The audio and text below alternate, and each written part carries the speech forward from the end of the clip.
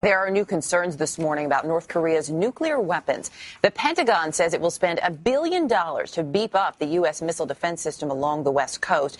Here's more now from our Pentagon correspondent, Jim Miklaszewski. North Korean leader Kim Jong-un reviewed his troops during military exercises.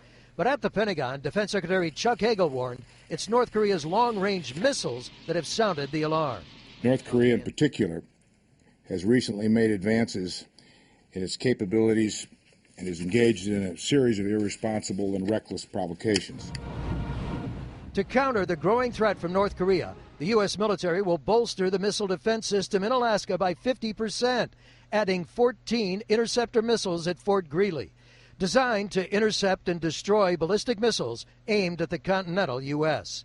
The U.S. military will also install an additional high-powered radar in Japan to improve early warning capabilities. But why the deep concern now?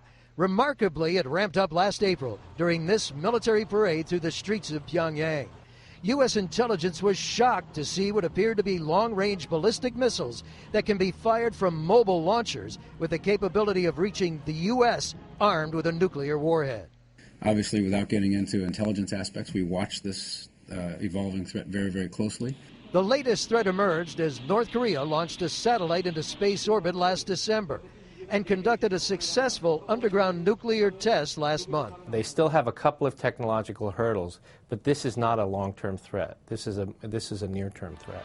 And just recently, North Korea publicly threatened to launch a preemptive nuclear strike against the U.S. But as the U.S. military strengthens its missile defenses, Kim Jong-un was personally warned, don't even think about it. We believe that this young lad ought to be deterred by that, and if he's not, we'll be ready. It'll be 2 to 3 years before the entire missile defense system in Alaska is up and running. And the $1 billion it'll take to pay for it won't show up in the shrinking Pentagon budget until sometime next year. For today, Jim Miklaszewski, NBC News.